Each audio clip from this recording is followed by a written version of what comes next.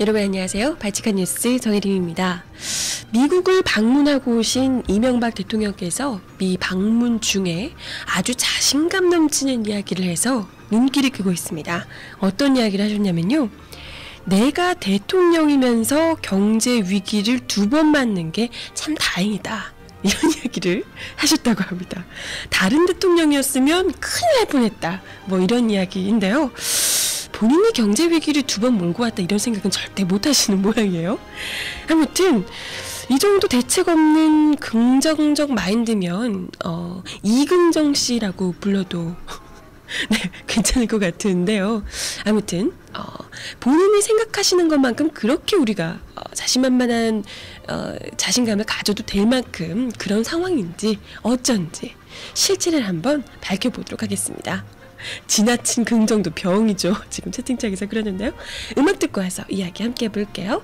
네, 이명박 대통령께서 방미 중에 아주 자신감 넘치는 이야기, 내가 대통령이면서 위기 2번 맞는 게 참 다행이다, 이런 이야기를 하셨다고 해서 다들 기함을 했다고 합니다. 뭐 여러분들도 반응들이 다 헐 장난 아니다, 이거 웃어야 할지 울어야 할지 이런 반응이었는데요.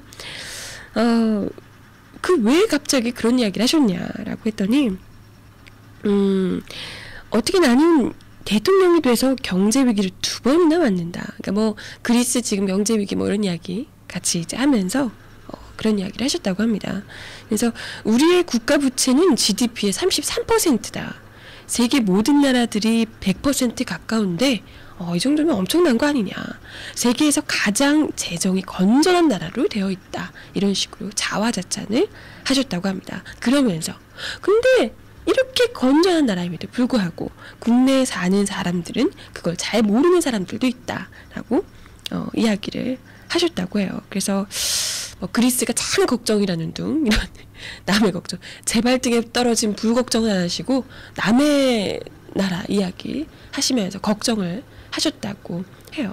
근데 중요한 건 그거죠. 이 33%라는 게 공기업은 안 들어가 있다고 하네요. 여기 몇몇 분들이 지적하신 바에 따르면 우리나라 GDP 대비 33%인 건 공기업을 빼고, 공기업 채무는 빼고 산출한 거라 그래요. 그래서 다른 나라는 이런 게 다 국가 자산이기 때문에 부채를 모두 합친 것임에도 불구하고 합친 것이고, 우리나라는 공기업 부채는 제외한 거라고 합니다. 여러분 아시죠? 우리나라 공기업 LH공사 이런 것들 부채 장난 아닌 거, 서울시 부채, 네, 이런 부채들 생각하면 뒷목 잡죠. 사실 어차피 공기업들 부도 나면 다 국민 혈세로 다 들어가는 거잖아요. 이런 것들 생각하면 우리나라가 과연 33%라고 할 수 있을런지, 그냥 완벽하게 100% 넘어서는 거 아니에요? 120%, 150% 이렇게 되는 거 아닌가? 라는 생각이 들기도 하는데요.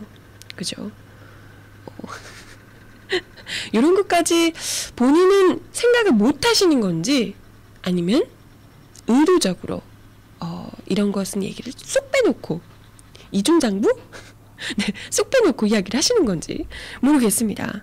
아무튼 각하께서는 이렇게 너무 긍정적이게 다른 사람이 대통령이었으면 어쩔 뻔했냐라는 식으로 내가 경제 대통령인 내가 이렇게 경제 위기를 2번 맞게 되는 게 얼마나 다행이냐, 국민 여러분은 행복하신 줄 알아야 된다라는 뉘앙스로 네, 다행이죠? 내가 대통령인 게 얼마나 다행이냐, 이렇게 이야기를 하셨다고 하니까 참 일단은 이 경제 위기, 이 사단을 만들어낸 제1의 원흉이라고 볼 수 있는 이명박 대통령께서 그렇게 말씀하시니 참 깊은 한숨이 나올 수밖에 없고요. 그리고 경제 위기를 극복하겠다, 경제 대통령이다, 나만 믿으라 라고 하면서 당선이 됐음에도 불구하고 당선되신 이래로 계속해서 지금 뭐 경제가 거듭 연일 갱신하면서 이 파탄이 나고 있는 상황이잖아요. 지금 이야기를 들어보니까요, 지금 현재 한국의 국가 부도 위험이 주요 은행 신용등급이 강등된 프랑스보다도 지금 더 높은 것으로 나타났다고 합니다. 그러니까 국가 부도 위기까지 지금 거론되고 있는 상황이라고 해요. 이런 상황 속에서 내가 대통령인 게 얼마나 다행이야. 그리스 참 큰일 났더라. 어떡할 거야. 이런 이야기. 우리나라 재정 건전성이 아주 지금 훌륭하다. 이런 이야기를 지금 하실 때인가. 아직도 지금 제정신을 못 차리고 계신 게 아닐까. 현실 판단을 못하고 계신 거다. 이렇게밖에 볼 수가 없을 것 같습니다. 그죠? 지금 뭐 어느 정도 돼야 이거 내 잘못이요 라고 이야기를 하실까요? 이거 뭐 진짜 국가 부도가 나 봐야지 제정신을 차리시려나? 망했다 망했어 그러시는데요. 지금 경제 위기가 수준이 장난이 아니라고 합니다.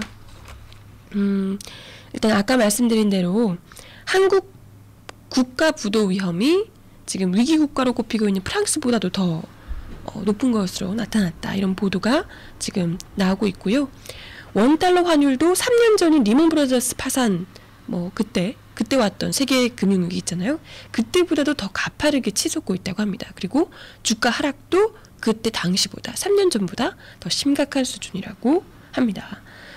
기업들 역시도 지금 당장은 지금 큰 문제가 있는 건 아니지만 3년 전 금융위기가 만약에 되풀이되게 된다면 아주 지금 거의 그죠? 3년 전 국가위기, 금융위기 그때로 돌아가게 되면 어느 기업이 위험하지 않겠습니까? 그래서 당장 지금 주가 하락 이런 것들 때문에 위기 자금 흐름 이런 것들 때문에 촉각을 곤두세우고 있는 상황이라고 합니다.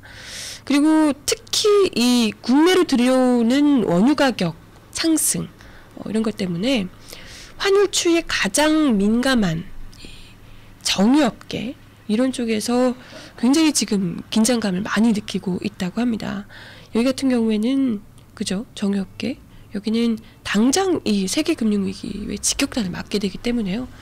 근데 당장 이 정유업계뿐만이 아니라 기름값이 이제 출렁이게 되면 모든 업체가 다 플러스 알파로 받게 되잖아요. 타격을 계속해서. 이렇기 때문에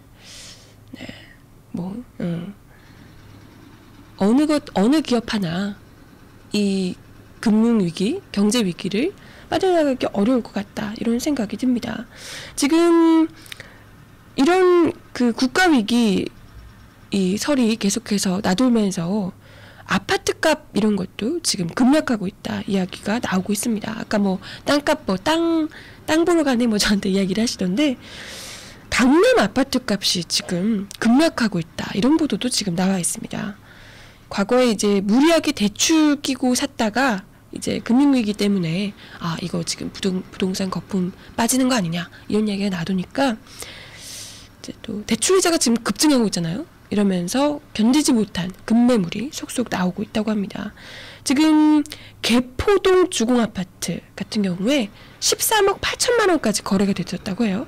근데 지난달에 10억 1,500만 원으로 떨어지고요. 지난주에는 9억 6천만 원까지 떨어졌다고 합니다. 4억 가까이 떨어졌다는 얘기죠. 4억 이상 떨어졌네요. 네.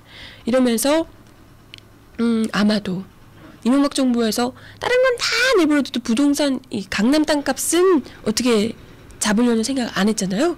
이것까지 쭉쭉 떨어지고 있더라.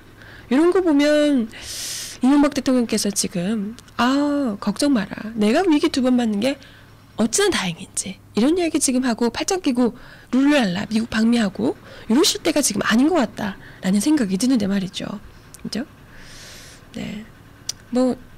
그러나 한편으로는 9억 6천만 원으로 떨어졌다고 해도 여전히 비싼데 그죠? 이거 누가 사나? 생각이 들고요. 그죠. 강남만 국민이 사는 데인가요? 라고 그러시는데요. 그러게요. 아무튼 그런 상황이더라. 지금 국가 부도 위기가 굉장히 지금 수치가 치솟아 있는 상황이고 우리가 지금 웃으면서 이야기를 할 수가 없을 정도로 금리며 지금 부동산 지금 저축은행들 지금 난리 났잖아요. 그러면서 서민경제 직격탄을 맞고 있는 상황이고요. 경제 위기 또 한 번 국가 위기, 경제 위기 오는 거 아니냐 하는 생각에 다들 긴장감을 늦추지 못하고 있는 상황 속에서 국가 원수라는 이명박 대통령께서 정말 왼수 같은 말만 하고 계시더라. 이야기를 드려봤어요.